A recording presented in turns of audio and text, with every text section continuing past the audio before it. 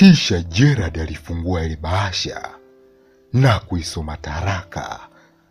Alipomaliza akairudisha ndani ya bahasha, akanyanyuka na kuzunguka meza, akamsogelea Salama na kupiga magoti mbele yake, ambapo Salama aligeuza sura pembeni huku akisema, Gerald, hapana, sijeja hapa kuhitaji tusameane.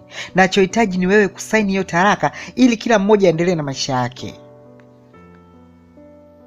Gerald akamjibu kwa upole sana, nasikilize Mama Dani, hebu tusijifikirie sisi, tumfikirie yule kiumbe ambaye tumemleta hapa duniani. Salama akamjibu kwa hasira, usitaki kumtumia Aidani kuficha uchafu wako. Yeye si aliyekutuma wewe ukatembee na wamama wanaofanana na umri pamoja na mama yako mzazi. Yeye si aliyekufundisha kunidhalilisha mimi mama yake mbele ya kila mmoja anitambua kwamba nilivaa shela nikaingia kanisani kula kiapo kwa ajili yako. Gerald akasema kwa upole zaidi, Salama, unasema hivyo kwa sababu haujui tabu unayopitia mume wako bila uwepo wako kwenye maisha yangu. Mke wangu unateseka, na isitoshe bado nakuhitaji mke wangu. Salama alisimama huku akisema kwa jazba, Gerald, sijaja hapa kuhitaji tusameane. Kama msamaha nilishakusamehe. Haya, niambie ulifanya nini zaidi ya kunidanganya ukaendelea na jimama wako? Siwezi kukuamini tena Gerald, sina huo muda. Nahitaji kuanzia sasa niishi maisha yangu mapya. Tafadhali saini hiyo taraka, baada ya siku 2 nitakuja kuifuata. Kwaheri. Gerald akamshika Salama mkono huku akimwambia, mke wangu nisikili. Kabla hajamaliza kuongea, huku Salama alimsukuma Gerald nyuma, kisha akachukua pochi yake, akafungua mlango na kuondoka. Gerald akabaki amejishika kichwa kwa huzuni. Mara simu yake ikaanza kuita. Alipotazama akaona kuwa anapigiwa na Yusufu. Hivyo Gerald alipokea na kumsikia Yusufu akisema, hey Maiji, nilitaka kukujulisha kwamba tunakwenda Serena Hotel sasa. Tumeshamaliza pati yetu hapa beach na shughuli nzima kupiga picha. Gerald akamjibu, sawa, nakuja sasa hivi. Alafu akakata simu, kisha akanyanyuka na kuchukua ile bahasha taraka, akaiweka kwenye mfuko wa ndani ya koti, na ndipo akaondoka zake.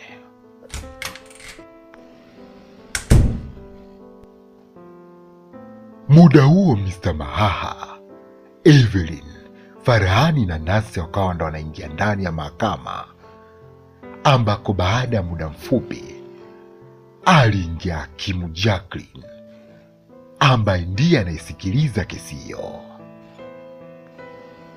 Hivyo washtakiwa Mr. Mahaha na Bi Evelyn walisomewa mashtaka yao na kesi ikaanza kusikilizwa. Muda huo Yusha akawa ndo amefika nje ya geti la nyumbani kwa Madam Safina. Akapiga hodi.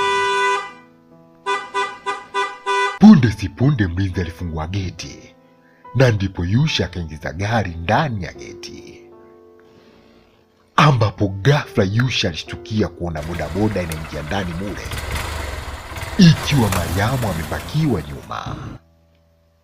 Wakati huo Madam Safina amesimama barazani, hivyo Yusha aliteremka kwenye gari haraka, huku Mariamu pia akiteremka kwenye bodaboda.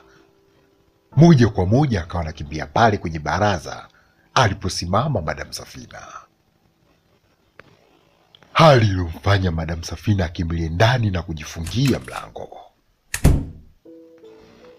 huku Yusha akakimbilia kumkamata mke wake na kumuuliza, umefuata nini hapa? Nakuuliza umefuata nini? Mariamu akamjibu, Yusha niache, Yusha, niache nakwambia, niache Yusha. Niache bwana. Niachie nakwambia. Hey, nakwambia niache. Niache nimekwambia Yusha. Nawe bibi toka humo ndani. Yusha akamnyanyua Mariamu juu huku akimwambia, hebu rudi huku wewe. Rudi nakwambia. Leo iwe mwanzo na mwisho kukanyaga kwenye hii nyumba. Mariamu akamchapa kofi zito Yusha na kusema, unanifanyia upuuzi alafu unaniambia mimi nisikanyage tena hapa? Sasa nikuambie tu kweli ni kwamba nimeshajua yule mama sio bosi wako. Na kabla haujanikataza mimi kutokanyaga kwenye hii nyumba, wewe ndo uwe wa kwanza kutokanyaga kwenye hii nyumba. Leo iwe mwanzo na mwisho kukanyaga hapa. Yusha akasema kwa hasira, Mariamu, sitaki nikufanyie jambo ambalo sijawahi kukufanyia tangu nimekuoa. Naomba upande pikipiki uondoke hapa. Mariamu akamjibu kwa kujiamini na hasira zaidi, siondoki Yusha. Siondoki hapa mpaka wewe uanze kuondoka sasa hivi. Wewe unakuja huku sasa hivi, ni kazini kwako huko. Yusha akasema, okay, sawa, haina shida, mimi naondoka. Yusha alirudi ndani ya gari lake na kuanza kulitoa nje ya geti. Mara ghafla Mariamu akamwona Madam Safina amesimama dirishani. Hapo ndipo Mariamu alipoinama chini akaokota jiwe na kulirusha pale dirishani, ambapo Madam Safina alikimbia. Hivyo lile jiwe lilivunja dirisha. Kisha Mariamu akapanda bodaboda na kuondoka. Wakati huo Yusha akawa anampigia simu Madam Safina na kuanza kumwambia, Bebe, I'm sorry kwa vurugu alizozifanya wewe mwanamke wangu. Sikujua kama atanifuata nyuma mpaka kufika hapo. Madam Safina akamjibu, usijali baby, haya ni mambo madogo sana. Wewe rudi kazini, kaendelea na kazi zako, alafu utakuja tena jioni. Baada ya hapo kila mmoja alikata simu. Kisha Yusha akaendelea kuendesha gari, ikiwa muda huo Madam Safina anawaambia vijana wake wasafishe vipande vya vioo vya dirisha lililovunjwa. Hatimaye Gerard akafika Serena hoteli, ambapo aliteremka kwenye gari lake na kuanza kusogea kwenye mlango, lakini ghafla akashtukia akiwa anaitwa. Hivyo alisimama na kugeuka nyuma, akawaona Bi Mwanaidi, Haji na Asha. Gerard akawasubiri mpaka walipofika pale, alafu wakasalimiana. Ndipo Bi Mwanaidi akasema, hivi kwa hiyo na wewe unamuunga mkono rafiki yako kwa ujinga huu anaofanya eh? Sasa twende huko huko, hiyo ndo haifungwi. Twende, nyosha njia.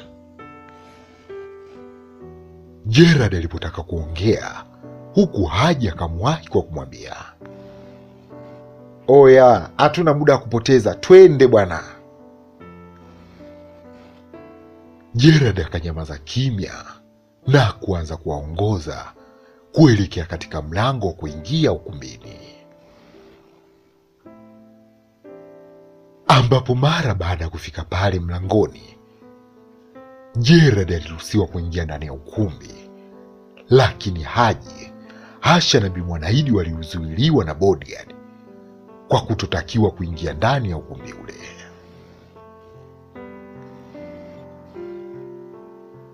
Gerard alipofika ndani ya ukumbi, akampa taarifa Yusufu kuhusu kuwa ndugu zake wamefika mahali hapo.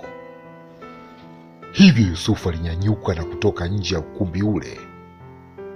Moja kwa moja akasogea mlangoni na kuanza kwa kuuliza, karibuni, niwasaidie nini? Bi Mwanaidi akamjibu, hatuna haja ya kusaidiwa. Kwa hiyo umeweka hadhi ya kwamba wewe ni kiasi gani hauna akili na umeweka walinzi hapa ili mimi na watu wengine wote tusiingie kuja kuzuia huo upuzi ambao unataka kufanya huko ndani. Unataka kufanya nini lakini we mtoto? Ni vitu gani hivi unafanya Yusufu? Asha akaongea kwa kusema, kaka Yusufu, hebu acha ujinga. Hebu uona familia yako yote tuko hapa kuja kukuzuia wewe kufanya hicho unachotaka kukifanya. Auoni kuwa hicho kitu ni kibaya? Hivi vichwa vitatu vyote vipo hapa kwa lengo moja tu. Hatutaki na hatuwezi kukubali wewe ufunge ndoa na huyo mama. Yusufu akajibu bila wasiwasi, mmechelewa, mmechelewa kabisa. Alafu akanyanyua kidole kuonyesha pete ya ndoa, hali iliyomfanya Asha akayatoa macho kwa mshangao, huku Haja akaweka mikono kichwani. Mara Bi Mwanaidi akapepesuka akitaka kudondoka kutokana na kuhisi kuishiwa nguvu mwili mzima. Shughuli ya mama